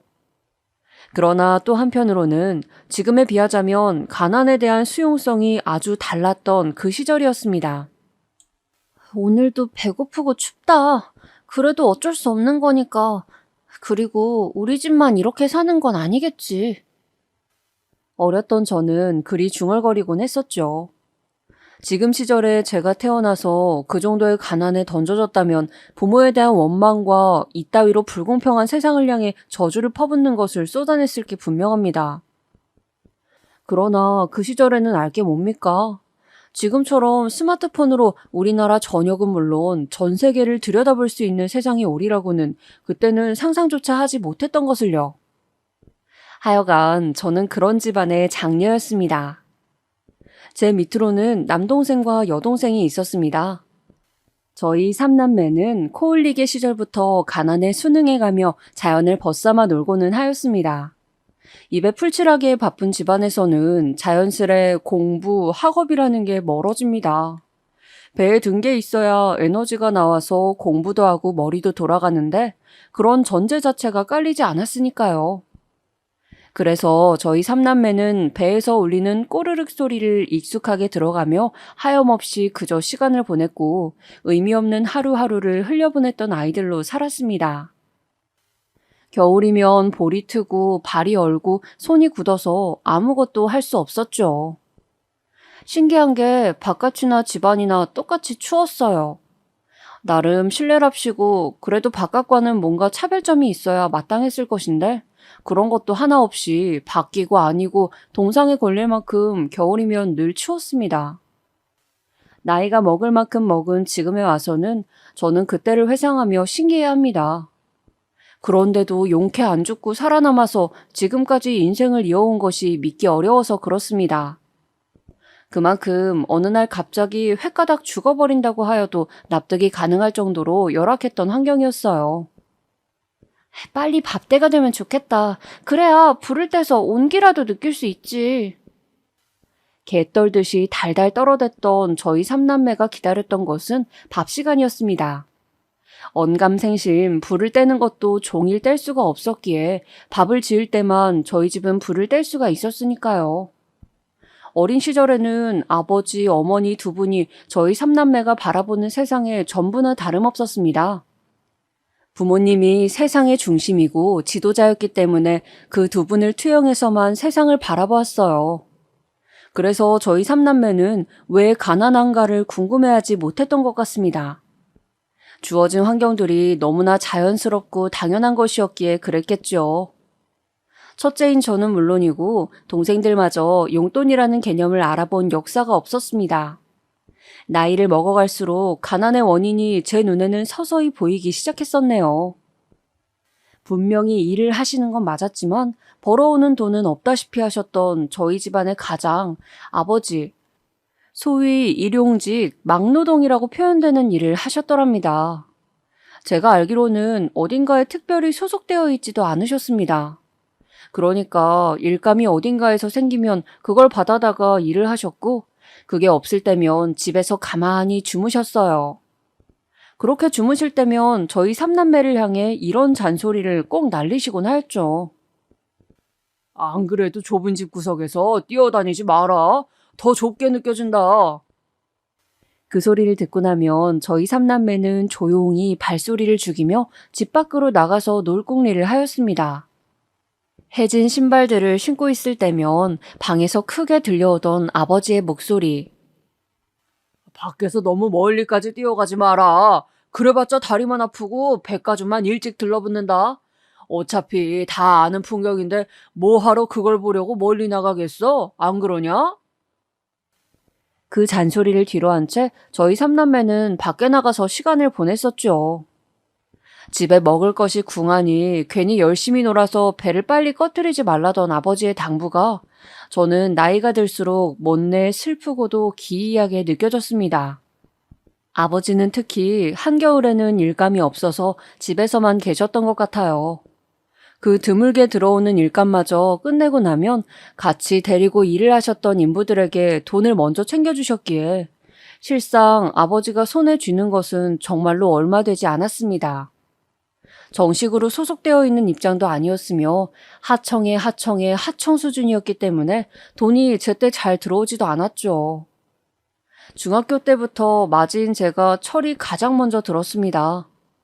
동급생들을 보면서 다른 세상을 간접적으로 체험하기도 하면서 제 안에서 견고하였던 좁디 좁은 세상의 벽에 금이 가기 시작했던 것입니다. 그리고 저희 가족에게 가장 희소식이자 날벼락이기도 하였던 것은 제가 공부머리가 있었다는 놀라운 사실이었습니다. 이상하다. 나는 두 번만 배우고 나면 이 공식을 완전히 이해할 수가 있거든. 이 공식에 대해 처음 배우고 그 다음에 처음 풀어보고 이 두 번을 거치고 나면 이제 이 공식에 대한 의문이 내 안에 남아있지 않아. 그런데 왜 다른 친구들은 나와 똑같이 배운 이 공식을 왜 연속해서 배우려고 드는 거지? 공부에 대한 각 잡힌 개념조차 없었던 저는 처음에는 그저 의문스럽고 혼란스럽기까지 하였습니다. 어째서 다른 친구들은 배우고 난 것을 또 배우고 또 배우고 그러면서 왜 문제를 틀리기까지 하는 것인지 그것이 너무 희한하게 보였거든요. 그런데 대다수가 그렇게 공부를 하며 과목마다 개념을 익히고 있다는 것을 알게 된 순간 저는 제가 극소수에 속하는 공부머리를 지녔음을 깨우치게 되었습니다. 가난한 걸 광고라도 하듯 어딘가 구질해 보이고 초라해 보이는 기운을 숨길 수 없었던 저를 주시하거나 응원해주는 선생님은 처음에 아무도 안 계셨습니다. 그러나 점차 저에게 관심들을 주기 시작하셨습니다. 너는 공부하는 재능이 애초에 타고났구나. 재능이요? 저에게 재능이란 것이 있다고요? 그럴 리가 없어요. 저희 식구들은 아무도 재능과 가까이 살지 않는걸요? 친가랑 외가 친척들도 제가 알기로는 전부 마찬가지예요. 그런데 어떻게 제가 재능 같은 걸 타고날 수가 있었겠어요? 선생님께서 무얼 착각하신 모양 같아요. 네가 그렇게 여긴다고 하여도 시험 답안지는 거짓말을 하지 않아. 오로지 순수한 결과물만을 내놓지. 우리 학급은 물론이고 전교에서도 너만큼 공부에 재능이 있는 학생은 내가 생각하기로는 아무도 없는 것 같구나. 제가 그 정도라고요? 아니에요, 선생님. 제가 전교 1등을 하는 것도 아니잖아요. 그렇지. 하지만 너는 전교 1등을 하는 친구보다 학습량이 상당히 뒤떨어지지 않니? 이게 뭘 의미하는지 모르겠어? 너는 너보다 성적을 높게 받은 친구들보다 100분의 1 수준으로 공부를 하였음에도 거의 동등한 성적을 낸 거야. 이건 재능이 있다고 밖에는 볼 수가 없어. 내가 너희 부모님께 자세히 말씀을 드려봐야겠다. 구질한 집구석에서는 공부를 할 수 있는 공간마저 확보되지 않았거든요. 그래서 저는 공부를 학교에서만 하였습니다. 시험 기간에도 따로 시험 공부를 하지 못했고요. 그 사실에 주목한 선생님께서는 저희 어머니에게 제가 공부머리가 탁월하다는 사실을 알렸습니다. 앞으로 저를 집에서 적극적으로 지원해준다면 든든한 대들보가 될 것이 틀림없다는 호들갑과 한게 말이죠. 사리에 밟지 못하셨던 저희 어머니는 선생님의 그 말씀도 바로 알아듣지 못하셨습니다. 그래서 연신 고개를 양쪽으로 번갈아 갸웃거려가면서 끝내 반문을 하셨어요. 죄송하지만 선생님, 그게 대관절 무슨 말씀이시죠? 그래서 저희 딸이 뭘 어떻게 된다는 건가요? 청이 어머님, 그러니까 단적으로 말씀을 드리자면 만약에 댁에서 청이를 전적으로 물심양면으로 지원을 해주셔서 더욱 학업에 정진할 수 있도록 해주신다면 제가 장담하건대 청이는 공부로 성공을 해보일 것입니다. 그럴 수 있는 제목이에요. 성공을 공부로 한다고요? 그럴 수도 있나요? 당연하죠. 아니, 성공할 수 있는 길은 공부밖에 없습니다. 청이가 공부로 성공을 해보여서 가족들에게 큰 보답을 할 거라고요. 선생님께서 그렇게까지 말씀하시고 나서야 어머니는 모든 것을 이해하셨고 놀란 가슴을 쓸어내리며 학교를 빠져나가 집까지 터덜터덜 걸어가셨습니다. 걸어가시는 내내 머릿속은 온통 복잡했노라고 나중에 저에게 털어놓으셨죠. 이거 야단났네. 고등학교를 보낼 생각이 없었는데 이렇게 되면 영락없이 고등학교에 보내야 한다는 소리잖아. 어머니가 그토록 안절부절하셨던 건 애초에 저를 고등학교에 보내실 생각이 없었기 때문이었죠. 중학교 공부만 마치면 저로 하여금 돈을 벌게 할 작정이셨던 겁니다. 그리고 이건 순전히 저의 추측이지만 저를 고등학교에 보내지 않으시고 돈을 벌게 하신 다음 제 바로 밑 둘째인 남동생을 고등학교에 보내실 요량이었던 것 같아요. 셋째인 여동생은 그때 상황을 봐서 고등학교에 보내든지 말든지 하셨겠죠. 그런데 제가 중학교에 가서 스멀스멀 혼자 공부를 하기 시작하더니 급기야는 3학년 재학 중에 선생님들을 감복시키기까지 하였으니 이건 어머니로서는 청천벽력이었던 것입니다. 하지만 공부로 성공을 할 수 있다고 했잖아. 그런 얘기를 듣고도 고등학교를 안 보내기란 너무나도 마음이 찝찝하여서 견딜 수가 없어. 에라이, 내가 그냥 미친 척하고 애들 아빠를 설득해야겠구나. 어머니가 걱정하셨던 또 다른 이유는 아버지는 철석같이 제가 곧 돈을 벌러 나갈 것이라고 믿고 계셨기 때문에 고된 회유의 과정이 필요하였기 때문입니다. 부모님 두 분은 저의 문제로 서로에게 날을 세워가며 대립하고 계셨습니다. 정희가 내년부터 돈을 벌어올 줄 알고 내가 약간의 마음을 놓고 의지를 하고 있었건만. 뭐 고등학교? 기집애가 뭔 고등학교야? 못 들었어요? 애가 공부를 그렇게나 잘한다잖아. 청이만 공부로 성공하면 우리 집, 우리 식구들 이제 다 걱정 없이 살 수 있다는데 그거 듣고도 당신은 무시할 수 있어요? 두 분은 몇 날 며칠을 같은 주제로 두고 싸우셨기에 저뿐만 아니라 동생들도 어떤 이야기인지 다 알게 되었습니다. 왜냐하면 집구석이 너무나도 좁았기 때문에 방음이란 개념 자체가 없었거든요. 어느 날 서로에게 또 언성을 높이시다가 문득 저희 삼남매 쪽을 바라보신 아버지는 소주 한 병을 사오라는 심부름을 내리셨어요. 엉덩이를 떼고 일어난 저희 삼남매가 같이 동네 슈퍼로 향하면서 대화를 나누었습니다. 누나는 고등학교 어디로 갈 거야?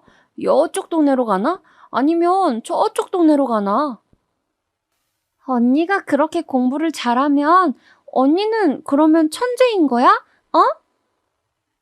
저는 양쪽에 각각 동생들을 둔 채로 걸으면서 제 자신에게 물어보았습니다. 고등학교를 가서 정말로 공부를 미친 듯이 잘해낼 각오가 되어 있는지를요. 막상 저의 생각이 어떤지는 부모님 두 분 다 저에게 물어보지 않으셨으므로 저는 스스로 질문을 던져야만 했습니다. 혹시나 잠시간 뇌에 문제가 생겨서 일시적으로 공부를 잘하게 된 것이라면 어떡하지? 나 말고는 아무도 집안에서 공부를 잘한다는 소리를 들어본 적이 없잖아. 심지어 내 동생 청석이와 청미는 아예 공부에 흥미가 없어 보이는데. 찢어지게 가난한 데다 모두 하나같이 배움이 짧은 사람들만 있었던 집안이었으므로 제가 정말로 공부 재능을 타고난 것이 맞는다면 저는 돌연변이인 셈이었습니다.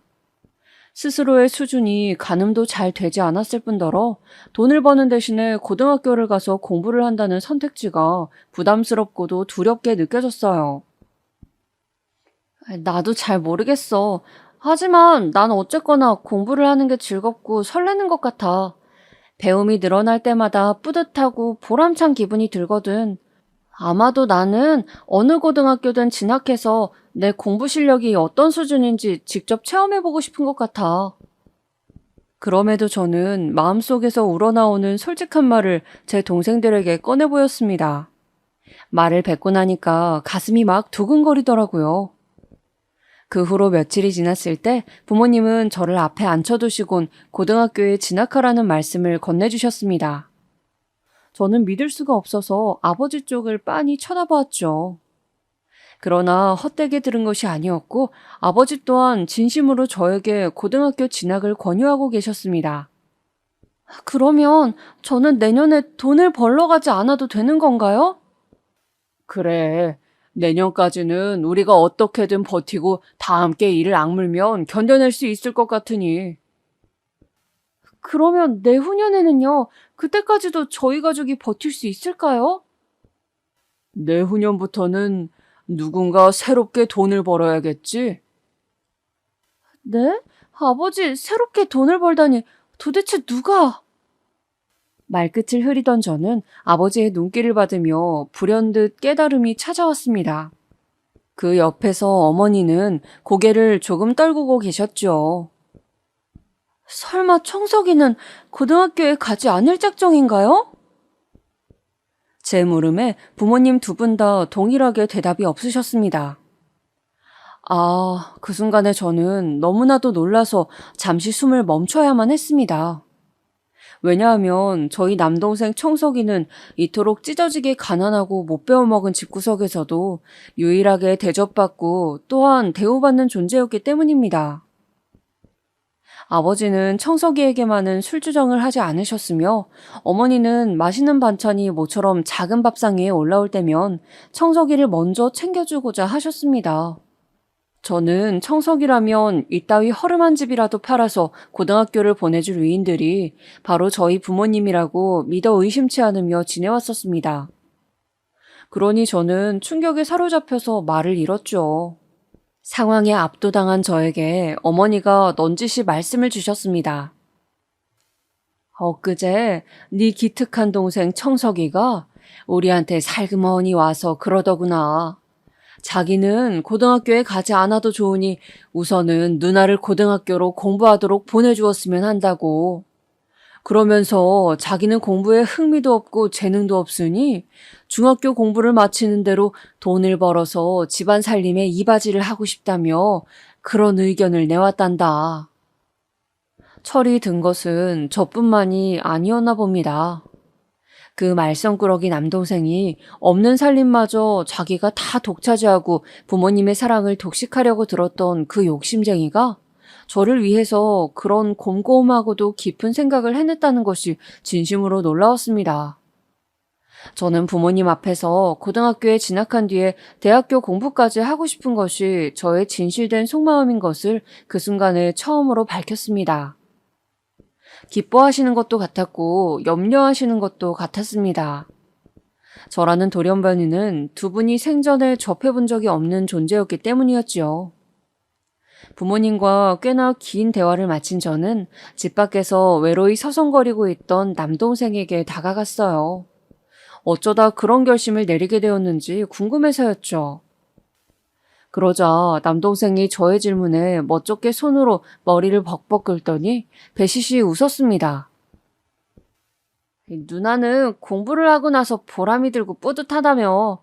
그 말을 듣고 나니까 누나가 공부를 계속하는 게 옳다고 생각이 들었을 뿐이야. 나는 공부가 늘 짜증스럽고 재미가 없거든. 이제 다 컸다고 그런 말을 하면서 쑥스러워하던 남동생. 그 앞에서 저의 눈시울이 붉어졌습니다. 3남매 중 고작 한 명이 고등학교에 진학하는 문제로 온 가족이 고심하며 시름시름 알아야 하는 집안의 이론 사정이 결코 바람직하거나 보편적이 아닌 것을 17살을 목전에 두고 있었던 저는 깨우친 뒤였기 때문입니다. 선생님께서는 분명히 공부를 하면 성공할 수 있다고 하셨다. 그분은 허투루 말씀을 하실 분이 결코 아니셔. 그렇다면 나는 앞으로 죽기 살기로 공부를 해내겠어. 반드시 성공을 해서 내가 우리 집안을 일으켜낼 거야. 계속해서 이런 삶의 굴레 안에서만 살게 두진 않겠어. 우리 집안은 조부모님도 모든 친척들도 다 궁핍하게 살고 있지. 그 윗대도 마찬가지라고 들었어. 학력으로 자랑할 수 있을 만한 이는 단 한 명도 없고 나는 이 지독한 굴레를 끊어내는 주인공이 되고 말 테야. 저는 그러한 각오를 다져냈고 이듬해 고등학교에 비로소 진학을 하였습니다. 그리고 저는 제가 진정으로 공부를 해내는 재능이 있다는 것을 증명해 보였습니다. 낯선 환경 속에서 새로운 공부를 시작했지만 그것을 익히는 것이 저에게 그다지 어렵지 않더군요. 그렇지만 이런 와중에 따라붙은 문제거리가 있었다면 우선은 저희 집안의 가장인 아버지셨습니다. 어떤 일을 계기로 급격하게 술에 빠져드셨어요. 그전에도 술을 즐기긴 하셨지만 이제는 차원이 달랐습니다. 저는 학교를 마치고 집에 돌아가면 보이는 풍경에 늘 참담함을 느껴야 했습니다. 저보다 어린 동생들이 느끼는 공포와 무력감은 말도 못하는 수준이었겠죠. 그런 상황에서 어머니는 더욱 단단해지시기보단 자포자기하는 길을 택하셨습니다. 평생에 걸쳐 힘겹게 살아오셨던 어머니는 정신적으로 한계를 지니고 계셨던 것 같아요. 공장 일을 나가시는 때를 제외하면 말씀을 한마디도 하지 않으셨습니다.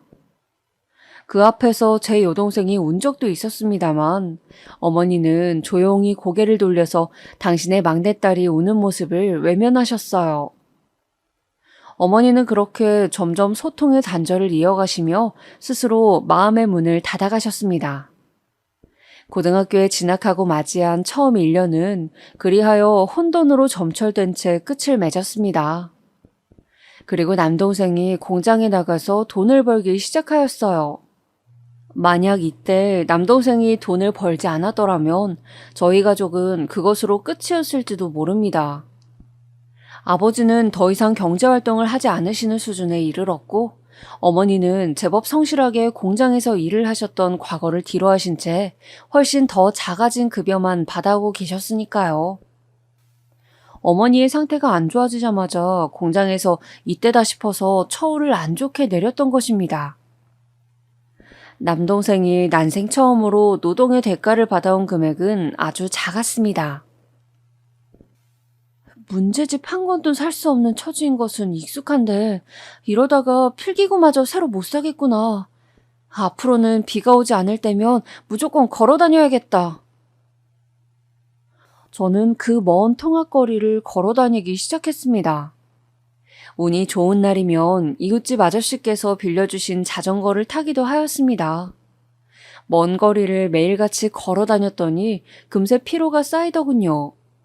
게다가 저는 풍족한 영양 공급을 받지 못하고 있었으니 체력이 바닥나고 공부에도 지장이 생긴 것은 당연하였습니다.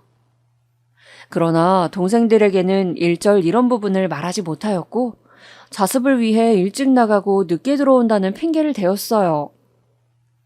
그러던 어느 날 더위가 가신 줄 알았건만 얄팍한 착각을 하고 말았던 늦여름이었습니다. 날씨 때문에 완전히 체력이 바닥났었나 봐요. 저는 집으로 귀가하던 길에 정신을 잃고 쓰러졌습니다. 어이 학생, 정신을 좀 차려봐. 어째 이런 데서 엎어져 있어? 괜찮은 거야? 저를 붙잡아 들고 깨운 손길에 간신히 정신을 차릴 수 있었어요. 그분이 물을 한 잔 주셔서 그걸 받아 마셨더니 눈앞이 조금 선명하게 보였습니다. 쓰러졌던 저를 살펴봐 주신 분이 누군가 하고 쳐다봤더니만 근처에서 국밥집을 운영하고 계시는 사장님이셨어요. 제가 그분이 국밥집 사장님인 것을 어떻게 알고 있었냐 하면 버스를 포기하고 걸어 다니기 시작하면서부터 그 식당 앞을 늘 지나가게 되었거든요. 와, 국밥 냄새. 한 그릇 먹으면 속이 든든해지겠지? 저런 걸 먹어본 지가 언제였는지 기억도 안 난다. 아니, 원 없이 국밥 한 그릇을 제대로 먹어본 역사가 내 인생에서 있기나 했던가? 없었던 것 같네. 그렇구나. 저기 안쪽에 서 있는 아저씨가 국밥집 사장님이시겠지? 좋겠다. 언제나 맛있는 국밥을 드실 수 있을 테니까. 부럽다. 꼬르륵거리는 배를 움켜쥐면서 그 앞을 지나갈 때마다 국밥 생각을 간절하게 머릿속에 떠올렸습니다. 그랬기 때문에 저는 그 사장님을 한눈에 알아볼 수 있었어요. 도와주셔서 감사합니다. 잠시 어지러워서 그랬나 봐요. 저는 꾸벅 인사를 드리다가 몸을 휘청거렸는데 사장님이 깜짝 놀라시면서 제 몸을 부축해 주셨습니다. 너같이 빚 좀 마른 학생은 처음 본다. 교복을 보니까 바로 여기 근처의 학생이잖아. 지금 집으로 가는 거니?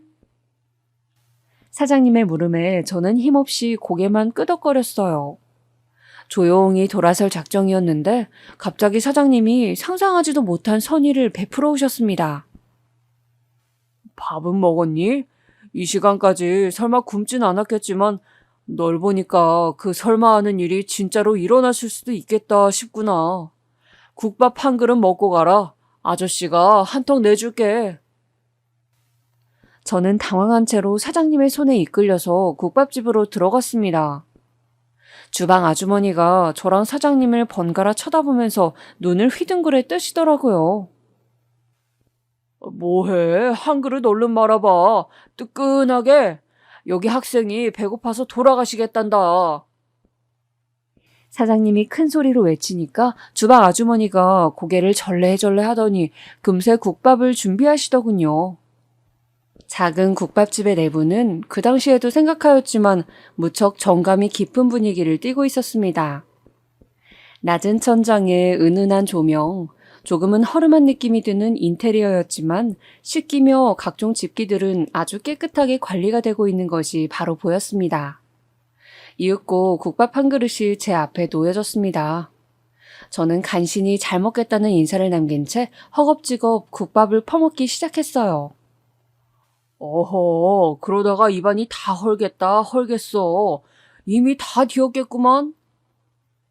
저의 그런 모습을 보신 사장님이 물을 가져오시면서 제 맞은편에 앉으셨어요.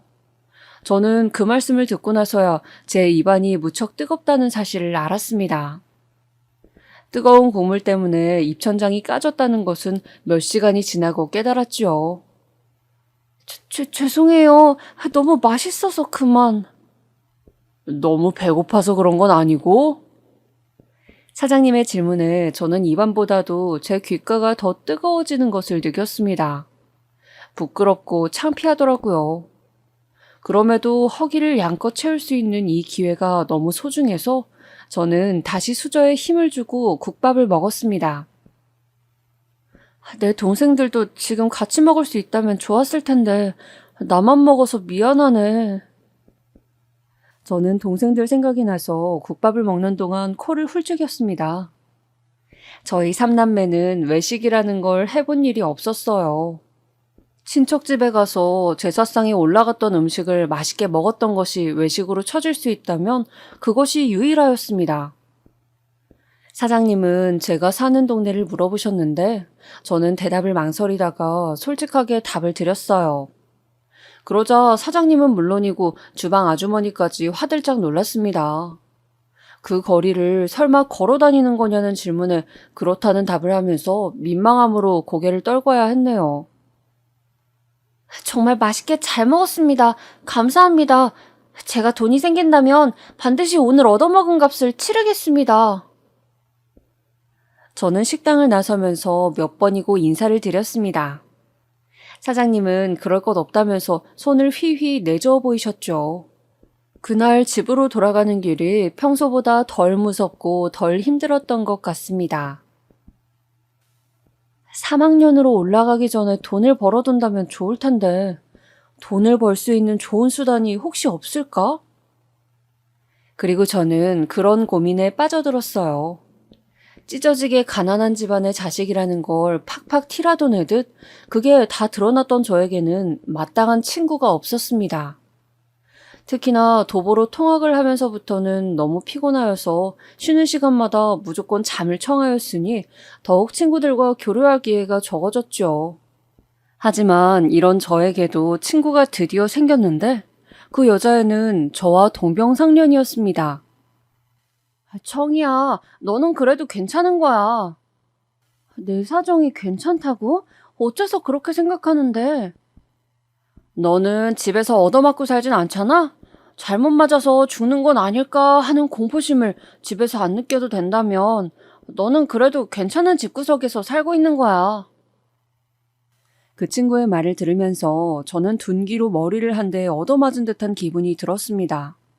중학교에 올라가서야 우리 집 외의 세상이 존재한다는 사실을 제대로 인식했을 정도로 저는 편협한 사고방식을 지니고 있었으므로 고등학교에 올라와서도 시야가 좁은 것은 마찬가지였나 봅니다. 불행의 잣대란 놀라울 정도로 자유로우며 그것은 언제나 상대적이라는 것을 그 순간에 처음 깨우쳤던 것이에요. 얻어 터지고 기절했다가 자기가 흘린 코피 때문에 숨이 막혀서 정신을 차린 경험이 없다면 너는 화목한 가정에서 살고 있는 거라고 할 수 있지. 게다가 너는 똑똑하잖아? 네가 전교에서 10등 안에 드는 괴물은 아니지만 그 괴물들보다 훨씬 공부를 덜 하는 데다가 조건이 후달리는 것을 나는 알고 있어. 그러니까 네가 사실은 가장 똑똑한 애라는 거겠지. 너는 누군가의 입장에서는 굉장히 행복한 조건을 갖추고 있을 수도 있다고. 그때 저는 한 번의 탈피를 하였다고 생각합니다. 그 친구의 얘기에 저는 사고방식의 변화가 확 일어났던 것 같아요. 저도 모르게 가난에 찌든 그 친구의 팔을 붙잡으며 간절하게 물었습니다. 100원이라도 좋아. 내가 지금 이 환경에서 돈을 벌 수 있는 일이 있을까? 뭐든 안다면 알려줘. 부탁이야. 꽤나 골몰하면서 고민하던 그 친구는 이내 한 가지를 떠올려냈습니다. 너 등하굣길에 껌을 팔아보는 건 어때? 내가 아는 동생이 시내 쪽에서 껌을 팔거든. 걔도 어디서 전수받고 그런 걸 시작한 모양이던데. 네가 관심이 있다면 내가 연결해서 알아봐 줄게. 저는 그 소리를 듣자마자 아주 그럴싸하다는 생각이 들었고 무조건 하겠다고 하였습니다. 여자 고등학생이 파는 껌은 절대 안 팔릴 거라는 걱정이 슬쩍 들기도 하였지만 저는 어찌되었든 간에 껌을 팔게 되었어요. 등하굣길이 워낙 길었다 보니 그걸 이용해서 껌을 팔기 시작했습니다. 보이는 사람이 있으면 무조건 다가가서 껌을 내밀고 하나만 사달라고 굽신거렸어요. 학교와 위치가 가까워질수록 저를 알아보는 학생들, 교복 입고 껌을 파는 특이한 거렁뱅이라고 손가락질하는 사람들이 많아졌죠. 그러나 학교 근처가 가장 사람이 많기도 했기 때문에 저는 껌을 팔기 위해 이 사람 저 사람에게 다가가는 것을 망설이지 않았습니다. 나는 전혀 안 부끄러워. 정말로 부끄러워해야 하는 사람은 아무것도 안 하고 돈이나 축내면서 좁은 집의 한 구석을 차지하고 들어놓은 아버지야. 그리고 점점 더 부모의 역할에서 멀어지고 있는 어머니야. 나는 부끄러움을 느끼지 않아도 되는 사람이니까 당당하게 계속 껌을 팔 거야. 한 푼이라도 버는 게 중요하니까. 남동생은 그렇다 치더라도 여동생까지 딸려있는 마당에 제가 단 한 푼이라도 아끼고 또 벌 수 있다면 그것이 저에게는 큰 위안이었습니다. 그렇게 제발 한 통만 사달라면서 구걸해 가며 껌을 팔기 시작한 지 2달이었습니다. 어느새 날씨는 몹시 추워져 있었죠. 안 산다니까. 왜 자꾸 귀찮게 해? 너 귀 먹었어? 어떤 나이든 아저씨에게 껌을 팔아보려다가 저는 팔지는 못하고 머리통을 한 대 얻어맞았습니다. 그러면서 손에 들고 있던 껌들이 떨어졌어요. 저를 때린 아저씨는 욕을 하면서 멀어지셨고 저는 바닥에 쪼그려 앉아서 껌들을 하나하나 주웠습니다. 다 주워들고 일어섰을 때 저기 멀리서 저를 바라보고선 인형이 눈에 들어왔어요. 자세히 보니까 그 사람은 바로 국밥집 사장님이셨습니다. 손짓을 해서 저를 부르시더라고요. 왠지 창피함이 몰려와서 그 부름에 갈까 말까 고민하다가 혹시 껌을 팔아주실지도 모른다는 생각이 들자마자 다리가 저절로 움직였습니다. 다가가서 꾸벅 인사를 드렸는데 식당 안으로 들어오라고 하시더군요. 구석자리에 마주보고 앉자마자 사장님이 저한테 딱 이렇게 물어보셨습니다. 너 왜 이러고 사니? 무슨 사정이 있어? 그리고 저는 막막해져서 어떤 대답도 섣불리 뱉지 못하고 가만히 있었습니다. 침묵만 지키면서 고개를 수그리고 있는데 문득 제 시야에 뜨끈한 국밥이 들어왔어요. 제 앞에 국밥을 놓은 사람은 주방 아주머니셨습니다. 왜 자기 마음대로 국밥을 내오는 거야? 아이고, 웃기는 사장님이네. 앉았으면 무조건 국밥을 먹어야 하는 게 이 집 규칙 아니었어? 내가 잘못 알고선 일을 하고 있었나? 주방 아주머니는 사장님에게 능청스레 말을 하고는 다시 주방 안쪽으로 가셨습니다. 제가 머뭇거리자 사장님은 혀를 쯧쯧 차시면서 저에게 국밥을 먹으라고 해주셨어요. 언제나 그렇듯이 그때도 배가 고팠기 때문에 저는 더 사양할 도리가 없이 국밥을 먹었습니다. 그날도 국밥이 아주 뜨끈하였죠. 저희는 내 사촌 누나 되는 사람이야. 그러니까 이 가게는 가업이라고 할 수 있지. 제가 여쭈어 보지도 않았건만 사장님은 주방 아주머니의 신상을 저에게 알려주셨습니다. 그러더니 본인이 언제부터 이 식당을 운영하게 된 것인지, 그동안 어떻게 살아왔는지 갑자기 저에게 쭉 늘어놓으셨어요. 듣는 동안에 저는 국밥을 다 먹어치웠습니다. 자, 다 들었으면 이제 네 차례다. 나는 오늘 너한테 국밥 한 턱을 쏘겠다고 말을 한 적이 없거든. 그러니까 네 이야기를 해서 대신 값을 내도록 해. 안 그러면 돈을 내고 가야 할 거야.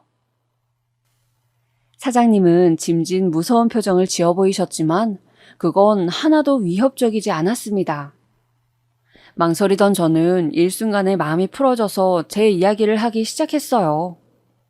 사장님은 제가 공부를 잘한다는 대목을 들으실 땐 놀란 얼굴이 되셨죠. 하지만 이런 상황에서는 솔직하게 대학을 간다고 해도 그 돈이 감당이 될 수 있을지 모르겠어요. 아무래도 어렵겠죠? 고등학교를 제대로 끝마칠 수 있을지 없을지도 저는 미지수인걸요. 제가 초연하게 말을 맺었을 때 사장님은 아주 진지한 눈빛으로 저를 바라보고 계셨습니다. 그러면서 저를 보면 예전에 열병으로 세상을 떠난 본인의 여동생이 생각난다고 하셨어요. 아주 똘똘했었기에 그때 일찍 세상만 뜨지 않았어도 분명히 공부를 잘하는 학생이 되었을 거라고 본인은 믿고 계신다고도 덧붙이셨죠. 너 이제 껌은 그만 팔아라. 네가 학교를 다니고 공부를 하는 이상 내가 네 학비는 지원해주마. 사장님이 아무렇지도 않게 꺼내신 그 발언에 저는 너무 놀라서 딸꾹질까지 튀어나갔습니다. 혹시 농담으로 그러신 건가 싶어서 유심히 눈치를 살폈지만 사장님은 진심이셨어요. 길에서 쓰러져 있었던 제가 어느 순간부터 껌을 팔기 시작하는 걸 발견하시고는 내내 신경이 쓰이셨다고 하시면서 저에게 학비를 꼭 지원해주고 싶다고 거듭 말씀을 해오셨습니다. 하지만 저는 드릴 수 있는 게 없는걸요.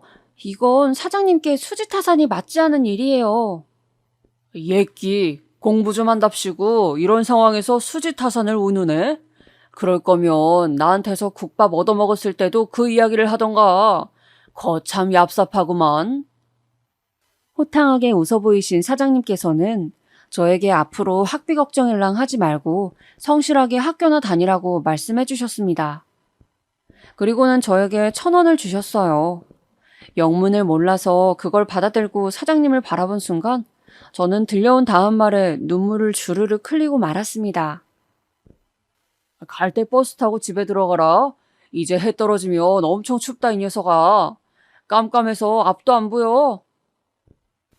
저는 사장님을 향해 그리고 주방 안쪽에 앉아 계신 아주머니를 향해 허리를 숙여 인사를 드렸습니다.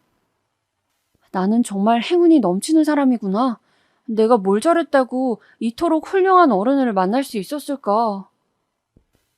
그날 버스를 타고 집에 가는 동안 저는 히끗거리면서 내내 눈물을 삼켜냈습니다. 감동으로, 감사함으로 울어본 적은 그때가 평생에서 처음 있는 일이었습니다. 눈물을 한바탕 계속해서 쏟아내면서도 마음속으로는 따뜻한 기운이 퍼져나갔죠. 가난에 허덕이며 능력이 부족한 부모님 밑에서 살아오며 저는 대가 없이 주어지는 돈은 존재할 수 없는 허상이라고 여겼었더랬죠. 하지만 국밥집 사장님은 본인의 말을 굳건히 지키심으로 저에게 이런 이야기가 존재하는 세상도 있다는 것을 알려주셨습니다. 어느새 술독에 푹 빠져버린 아버지. 난데없이 불교에 빠지셨던 것인지 매일같이 절에 찾아가 몇 시간이고 불상 앞에서 기도를 드리시는 것도 모자라 없던 돈마저 자꾸만 절에 갖다 바치려고 혈안이셨던 어머니. 그 단편만 보자면 저희 가족에게는 꿈도 희망도 없었습니다. 그러나 저는 외로이 공장 일을 하던 제 남동생의 손을 붙잡으며 누나가 나중에 너 호강시켜줄 거야 라는 말을 감히 내뱉음으로써 남동생이 미래를 바라보며 견디게 하였습니다. 또한 방황하던 여동생에게 긍정적인 미래를 약속하면서 엇나가지 않도록 애를 썼습니다. 그래서 제 동생들은 그 집구석에서도 잠에 들면 입가에 미소를 그려내었어요. 꿈속에서는 이 지독한 현실이 모두 날아간 밝은 미래를 그리고 있었으니까요. 저는 국밥집 사장님의 지원하에 고등학교 과정을 무사히 끝마칠 수 있었고 무려 서울에 있는 대학에 합격하였으며 그것도 모자라서 의대생이 되었습니다. 아버지가 술 외의 것에 관심을 가진 건 오랜만이었어요. 내 딸이 그렇게나 똑똑했다고? 믿어지지 않는다는 아버지의 얼굴에는 형용할 수 없는 복잡한 감정들이 뒤섞여 있었습니다. 흐린 눈으로 입을 다물고 있었던 어머니에게 생기가 돈 것도 정말 오랜만이었고요. 네가 해냈구나. 나는 진짜로 네가 해낼 줄은 몰랐어. 너를 공장에 보낼 것을 괜히 고등학교에 보냈다고 나는 내내 후회하고 있었는데. 어머니는 꺼이꺼이 울음을 터뜨리셨고 그 울음은 온 가족에게로 전염이 돼서 5식구가 한데 모여서 그날 실컷 울었습니다. 저희 가족은 죽이 되든 밥이 되든 이제 서울로 가야 한다는 결정을 내렸어요. 오래도록 살았던 경기도 변두리의 동네를 떠나는 순간이었습니다. 저에게 이미 대학에 입학해서 당장 먹고 살 수 있는 금액을 내어주셨던 국밥집 사장님을 저는 찾아뵈었죠. 저의 대학 합격 소식에 눈물을 훔치셨던 사장님은 제가 서울로 떠나기 전에 그 앞에서 저를 올리던 순간에 다시 눈물을 보이셨습니다. 내가 누누이 말했던 거 지금 또 말하는데 괜히 갚을 생각 마라. 너한테 지원해주려고 나도 더 열심히 장사하면서 살 수 있었고 아깝게 묻힐 수 있었던 인재를 내가 세상에 내놓았다는 자부심은 값을 매길 수 없는 것이니까. 알아들었냐? 사장님은 그리 말씀하셨지만 저는 반드시 갚을 작정을 하고 있었어요. 서울로 떠나서 저희 가족은 전에 살았던 집만큼이나 작고 허름한 집에서 생활을 시작하였습니다. 달라진 게 있다면 아버지가 술을 줄이시면서 일감을 찾아 늘 외출을 하셨다는 것과 어머니가 동생들을 살뜰히 살피며 집에서 부업 일을 하셨다는 것이었죠. 달라진 부모님의 모습만으로도 저희 3남매는 감격스러웠습니다. 남동생은 일자리를 구해서 바로 일을 시작했고 여동생은 고등학교를 다니면서 어머니의 부업 일을 도왔습니다. 저는 코피를 쏟아가면서 공부를 하였습니다. 타고난 머리만으로 자만할 수 있는 공부가 아니더군요. 정말 죽도록 공부를 했던 것 같아요. 세월이 흘러 저는 의사가 되었습니다. 그리고 더 세월이 흘렀을 때 저는 남동생이 결혼한다고 하자 집을 사주었습니다. 거기서 조금 더 세월이 지났을 때 저는 여동생에게 번듯한 카페를 차려주었어요. 부모님은 경기도의 전원주택에서 두 분이 오붓하게 노년을 즐기고 계십니다. 아버지는 사실 그 후로 다시 술을 찾으셨다가 병원에 입원까지 해가시면서 독하게 알코올 중독에서 완전히 벗어나셨어요. 어머니는 나중에 정신과 상담을 몇 번 다니셨습니다. 자식인 제가 알지 못했던 어머니의 내면에 있는 깊은 상처들이 있었나 보더라고요. 지금은 어머니의 상태가 무척 좋습니다. 어린 시절에 제가 기억하는 어머니의 모습보다도 오히려 지금이 더 좋아 보일 정도니까요. 그리고 저는 의사가 된 직후에 국밥집을 찾아갔었습니다. 하지만 그 자리에는 국밥집이 더 이상 남아있지 않았어요. 주변 상인분들에게 물어가면서 사장님의 소식을 구했습니다. 어떤 분이 그러셨어요. 아유, 거기 사장? 대구인가 부산인가 갑자기 헷갈리는데 거기로 간다던 것 같아. 처갓집으로 들어간다나 뭐라나 암튼 사정이 좋아져서 이제 장사를 안 하기로 했다던 것 같더라고요. 잘 되었지 뭐. 그 말씀을 듣고 안심이 되었어요. 살다 보면 다시 뵐 수 있을 거라고 여기면서 발길을 돌렸더랬습니다. 의사로서 경력을 쌓아가면서 그 순간순간마다 저는 국밥집 사장님이 떠오르곤 하였어요. 저희 가족에게는 엄청난 은인이셨으니까요. 그래서 어느 날 이러면 안 되는 걸 알면서도 흥신소마다 찾아다니면서 사장님의 현황을 알아내줄 곳이 있는지를 문의를 하였습니다. 제가 아는 사장님의 정보가 빈약해서 어려운 모양이었어요. 그러다가 어느 날 드디어 사장님의 현황을 알게 되었는데 국내에 안 계시단 소식이었습니다. 일본으로 떠나셔서는 그곳에 정착하신 모양이라는 이야기를 듣고 맥이 빠졌었네요. 그래도 사장님이 건강히 또 행복하게 잘 계신 거라면 다행이라고 여겼습니다.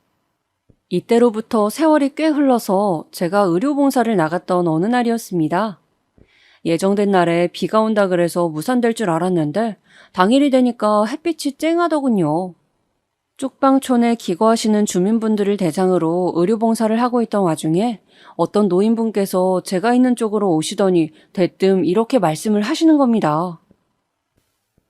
저기 대단히 죄송합니다마는 제가 선생님께 부탁 한 가지 드려도 될까요? 저는 그분께서 굉장히 점잖은 말투를 구사하신다고 느끼면서 고개를 끄덕여드렸습니다. 아, 네 어르신, 어떤 것 때문에 그러세요?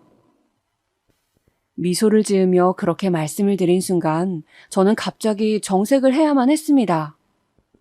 웃음이 싹 거친 저의 얼굴을 바라보고 있는 그 할아버지의 모습에서 엄청난 기시감이 느껴졌기 때문이에요.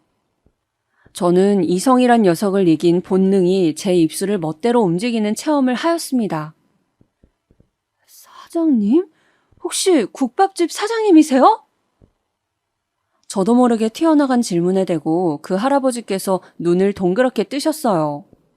얼굴에서 선한 기풍이 흐르는 그 특유의 인상이며 인매, 제가 아는 그 국밥집 사장님과 너무나도 흡사하였습니다. 깜짝 놀라서 당황하시던 할아버지는 이윽고 천천히 입을 떼셨습니다. 의사? 잠깐만, 그렇다면 설마 청이는 아니겠지? 사장님, 저 맞아요. 저 청이에요. 제가 다급하게 말씀을 드리자 할아버지는 아니 사장님은 금세 눈물이 고이신 눈으로 저를 빤히 쳐다보셨습니다. 그 눈에서 눈물이 흐르는 순간 제 눈에도 뜨거운 눈물이 차올랐습니다. 주변에 양해를 구하고 얼른 사장님과 따로 독대를 하였어요. 사장님께서는 국밥집을 정리하시고 처가에 잠시 머무르시다가 친척들의 강력한 권유에 넘어가서 일본으로 이민을 가셨다고 했습니다. 하지만 그건 사기였다고 합니다. 애초에 이민 준비도 안 되어 있었대요. 사장님 가족이 아무것도 모르고 일본에 건너가자 사기를 친 사람들은 이미 한국에 있는 사장님의 각종 재산들을 다 빼돌려서 도망갔다고 합니다. 영문도 모른 채로 사장님은 전 재산을 잃었으며 믿었던 사람들로부터 배신을 당해 큰 마음의 상처를 입으셨대요. 사장님의 아내분은 극심한 스트레스로 병에 걸려서 이미 세상을 뜨셨다고 하셨습니다. 마음의 문을 닫아버린 사장님은 자식 2명과도 절연한 채 흘러가는 대로 사셨고 그러다 보니 쪽방촌까지 들어오신 거라고 하였어요. 사장님, 저랑 저희 가족은 그날 그때 사장님께서 베풀어 주신 은혜를 발판으로 삼아서 지금까지 잘 살아왔습니다. 사장님께서 뿌리신 씨앗이 커다란 나무가 되고 놀라운 열매를 맺은 셈이죠. 사장님, 이제는 그 나무 아래에서 편안히 지내세요. 아셨죠? 저 사장님께 얻어먹은 국밥 그거 아직도 값을 안 냈습니다. 제발 값을 내고 싶어서 이날 이때까지 가슴을 졸이고 살았는데 이제야 사장님을 뵙게 되었네요. 저나 사장님이나 계속 눈물을 흘리고 있었던 것 같아요. 저는 사장님을 모시고 우선 부모님의 댁으로 향했습니다. 저희 부모님은 사장님을 환대하시면서 우선 절부터 올리셨어요. 드디어 은인을 제대로 뵙게 되었다면서 감격하셨죠. 서울과 가까운 데다가 자연이 아름다운 그 동네에서 사장님도 정착하시도록 제가 집을 마련해드렸습니다. 네가 이 정도까지 성공했단 말이야? 사장님, 뭘 놀라고 그러세요? 저 그냥 의사 아니에요. 국밥집을 스폰서로 두었던 대단한 사람입니다. 그랬던 제가 보통 수준으로 버는 의사가 될 거라고 설마 여기셨던 건 아니죠? 제가 너스레를 떠니까 사장님께서 웃음을 터뜨리셨어요. 아, 그제서야 제가 아는 국밥집 사장님다워 보였습니다. 저희 가족의 설득에 따라 용기를 내신 사장님께서는 자식분들께 연락을 하셨어요. 그리고 또 한 번의 감동적인 상봉이 일어났죠. 그 모습을 보면서 저희 가족도 무척 뿌듯함을 느꼈답니다.